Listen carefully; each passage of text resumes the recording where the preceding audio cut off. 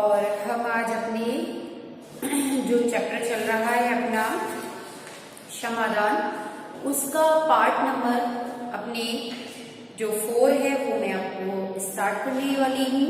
और आपने कहानी सुनी होगी तो आपको बहुत अच्छी कहानी लगी होगी, क्योंकि देखो किस तरह से किसी के वजह से कोई सजा भुगत रहा है और किसी ने अपनी पूरी जिंदगी आराम से निकाली है।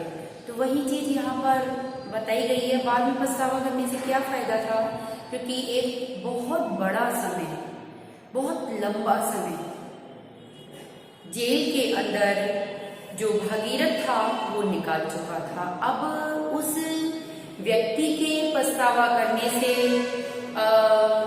कोई भी फायदा नहीं था।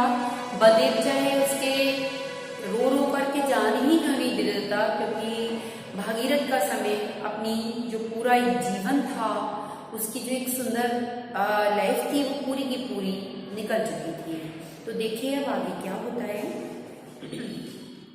स्टार्ट करते हैं हम अपना पार्ट नंबर 4।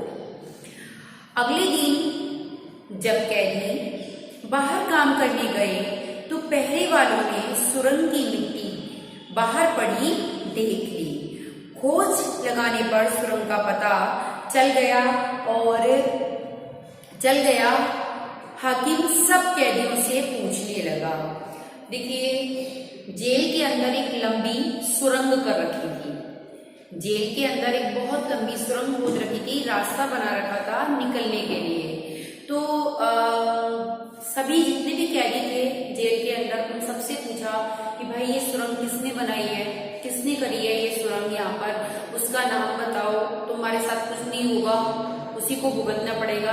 लेकिन किसी ने भी, सबको अपनी जान प्यारी होती है, सबको ये लग रहा था कि यदि हम बता देंगे तो बलदेव हमें मार देगा। इस वजह से कोई भी इस बात को बताने के लिए तैयार नहीं था। तो क्या हुआ कि हाकिम सब कैदियों से पूछने लगा, किसी ने नाम बतलाया, क्योंकि वे जानते थे कि यदि बतला दिया तो बलदेव मारा जाएगा और पता नहीं फिर हमारे साथ में भी क्या होगा। अफसर भागीरथ को सत्यवादी जानते थे। भागीरथ जो था वो उसने अपना जो कारागार के अंदर, जो जेल के अंदर जितना भी समय व्यतीत किया था ना, वो बहुत अच्छा समय व्यतीत किया था। उसने ईमानदारी से, पूरी निष्पक्षता से, अपनी मतलब एक सच्चाई के साथ में उसने अपना कारागार के अंदर समय व्यतीत किया था। वो किसी से भी कुछ भी नहीं बोलता था।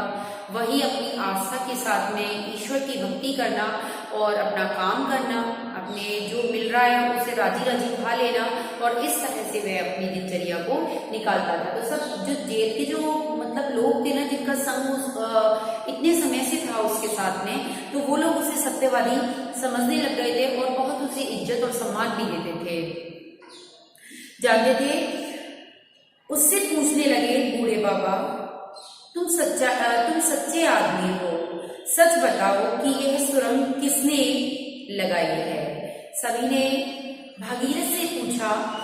तो अफसर के पूछने पर बाबा चुप क्यों हो गए, बतलाते क्यों नहीं हो। अफसर ने पूछा, बाबा चुप क्यों हो गए, आप बतलाते क्यों नहीं हो कि आखिर ये सुरंग किसने बनाई है, किसके द्वारा बनाई गई है, किसने यह हिमाकत की है इतना बड़ा कारनामा करने की।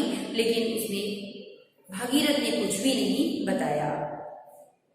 हाकिम ने बार बार पूछा, परंतु भागीरथ ने कुछ भी नहीं बतलाया। बात टल गई। उसी रात भागीरथ जब अपनी कोठरी में लेटा हुआ था, बलदेव चुपके से भीतर आकर बैठ गया।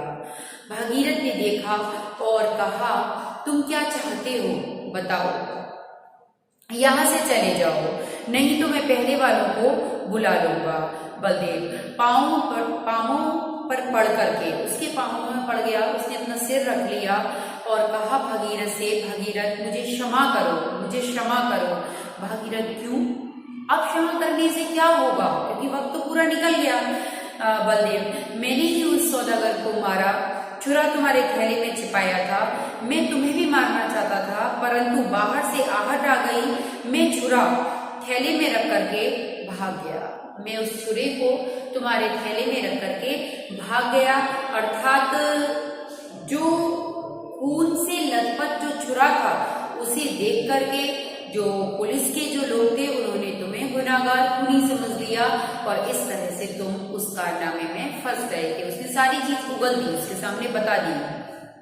बलदेव, भाई भागीरथ, भगवान के वास्ते मुझ पर दया करो, मुझे क्षमा करो, मैं कल अपना अपराध अंगीकार यानी स्वीकार कर लूंगा, तुम छूट कर अपने घर चले जाओगे।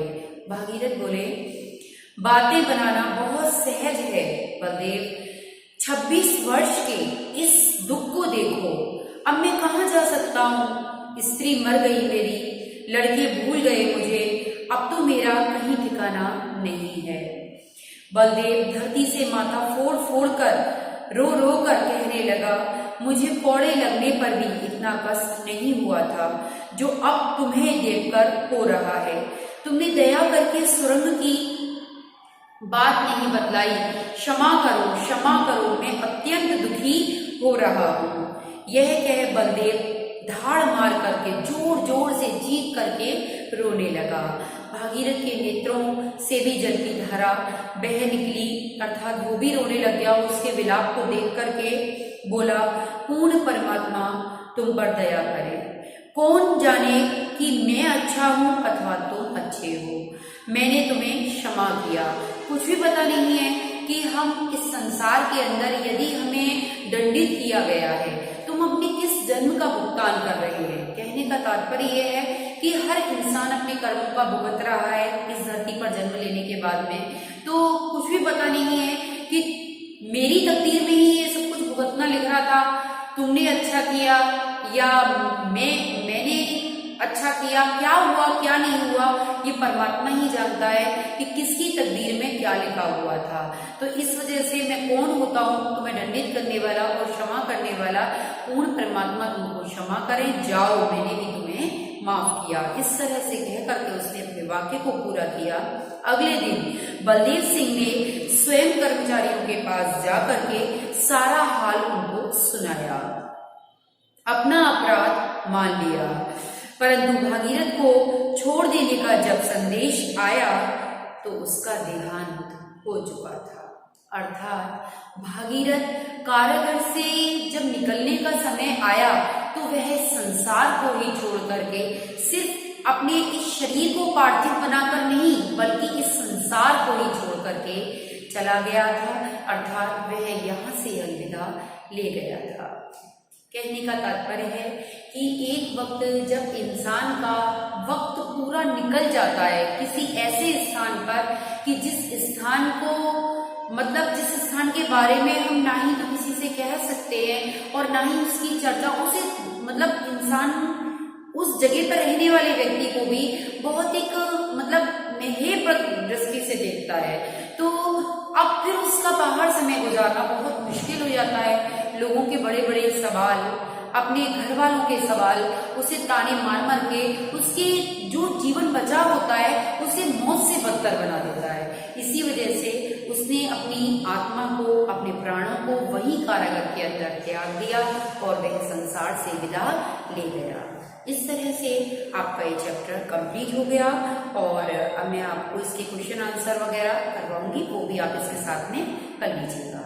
ठीक है, ये चैप्टर कंप्लीट। अब नेक्स्ट चैप्टर अपना फिर स्टार्ट करेंगे कल से।